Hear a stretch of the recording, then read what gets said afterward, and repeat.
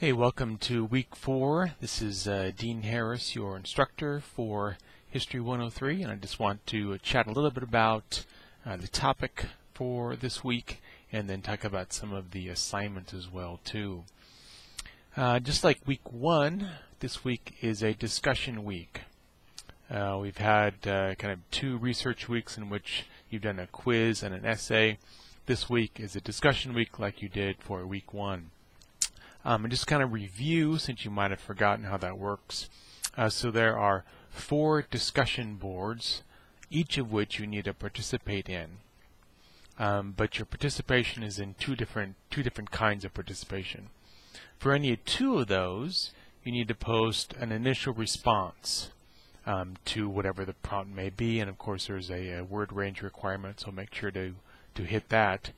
And then the other 2 discussion boards, you only post a reply to a peer. Right? All the peer replies are due by Sunday, but each of the discussion boards has its own deadline for the initial response. There's one due on Wednesday, one due on Thursday, one due on Friday, and one due on Saturday. So be sure and pay attention to those deadlines when you're deciding which to post to. So as I said, no quiz, no essay this week, just the discussion boards. So we're reading chapter 22 this week. It's called Imperialism and Colonialism, 1870 to 1914. 1914 is that first year of World War I, so that's why that point in time. And I hope it makes sense that the previous chapter was on nationalism. And it makes sense that those new nations or pre-existing nations in Europe, nations who didn't see anywhere to expand easily in Europe, sought other places in Africa and Asia primarily to expand into.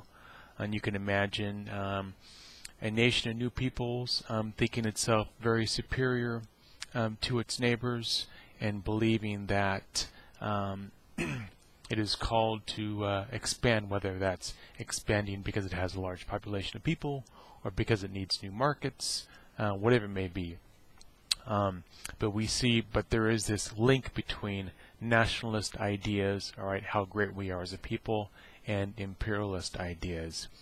All those people who ought to see that we are great and will let us take over their territory and their culture and their society. So this chapter is all about imperialism and colonialism. The chapter doesn't, it uses those 2 different ideas, imperialism and colonialism. It spends some time on imperialism, but doesn't really, I don't think, clearly distinguish between the 2 words. And granted, you could live a very full life without ever distinguishing between these 2 words. Many people use them interchangeably, and that makes sense because rarely do you find one without the other. But being a historian, I will make a distinction for you. When you think about colonialism, and we think about kind of the first part of that word, colony. When you think about a colony, you're thinking about sending people from one territory to another territory. So think of the British, right, sending Brits to India to set up a colony, to send settlers there to settle the area. So when you think about colonialism, think about the movement of populations. And of course, culture has to accompany populations. So colonialism is more about the movement of peoples and culture. When you think about imperialism, think of, empire, emperor, all right, a leader. We're talking more kind of a government here. So imperialism really talks more about political power. Right? So the movement of, or the creation of a new command center, command over an area. So imperialism more about a political idea, colonialism more a demographic or cultural sort of idea. If you have your book, if you don't have your book, take a second and go grab it. So grab your book and you can flip over to page 748, 749. Just kind of gives you a good visual idea of what we're talking about when we're talking about European imperialism and colonialism. And that shows you Africa 1886 there in 748, and then Africa in 1914 on the right. And you can see in that 1886 map, Europe has already invaded Africa, but you can see that there are quite a few areas, it's the yellow-orange colored areas, in which indigenous peoples still have control, power over those areas. But you can also see a vast amount of territory, maybe even half of the territory, is that kind of off-white color. Sparsely populated, and probably under pretty kind of fragmented sort of control. But you can imagine, say, a leader in Belgium or Germany or Great Britain, looking at a map like this and saying, wow, there's just huge, vast areas in Africa that are under no control. Maybe because we are such a great people and have such a great culture, maybe we should go down there and set up colonies, right, and take command of these areas.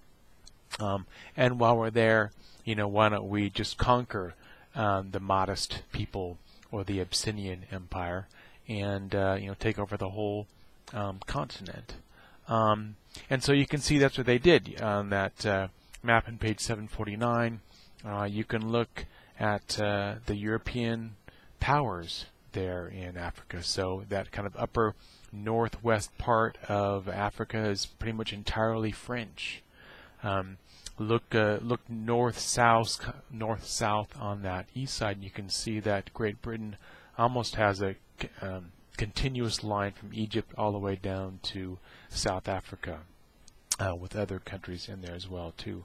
So basically, European powers take control over Africa, and there are other maps in here showing its impact on Asia as well too. So pretty kind of simple idea when we're talking about imperialism. And one of your discussion boards this week has you explore the kind of causes or motives behind imperialism and colonialism. So be sure and check that out. You can flip back a page to 746 and 747. The past kind of 50, 60 years or so, historians have gotten beyond kind of the simple perspective of looking at politics, diplomatic sort of history, and are exploring other kinds of history. And one of those is cultural history, the sort of culture that humans create where they are. And I think one of the kind of the fun sections in this chapter, as you can see, is called Imperial Culture. And as it says, there's going to be, governmental propaganda in support of imperialism. But it also talks about, colonialism supporters on tins of tea, on boxes of cocoa, background, themes of posters. You can see those two images there. Huntley and Palmer's biscuits, all right, an image of colonialism. And then you've got Pear's soap as well, too. What historians have tried to do over the past couple of decades is explore this relationship between big ideas, big events, and kind of the political scene, and how they interact and create popular culture. Right? I mean, you think about a box of biscuits, all right, and we're talking about a piece of business culture, a piece of commerce, or the popular culture as well too. And those two things interact. So be sure and take some time and read that section. And I do have a discussion board where you get to look at images of colonialism. And some of those images are personal images, photographs, but others are also art and from pop culture as well too. So you get the opportunity to write on kind of the interaction between pop culture and political culture. Let's see, flip over to page 750. There's a section there on imperialism and racial thought, and there's a discussion about race in this for week 4. Ever since the scientific revolution of the 16th, 17th century, scientists have sought to explain reality using scientific methods and principles. And of course, the kind of quintessential example is the movement of the stars across the sky. Right? Think about Galileo and those sorts of individuals who basically convinced Europeans that maybe we shouldn't rely on Christian scripture, the Bible, to help us understand how the heavens move across, how the stars move across the skies, and maybe we ought to rely on scientific sorts of ideas. So ever since then, you can kind of trace the various efforts in which individuals have tried to explain reality using scientific sorts of methods and observations and predictions and those sorts of things. And what you find during the 19th century are individuals who try to base perceived differences among humans, one of those being color differences, racial differences, and try and base those in science. And we think about the sort of causes that might be beyond imperialism, which you'll write about, but also think about kind of the rationalizations that people might create to justify imperialist efforts in Europe. Well, some people were uncomfortable with imperialism, which seemed like such a power play, right? Quote, superior peoples exerting their power and their superiority over inferior peoples, inferior in quotes. And so one of the things that scientific racists do is trying to create a scientific basis for racial differences, a racial hierarchy. And if you can, prove that black Africans are inferior, right, in many ways to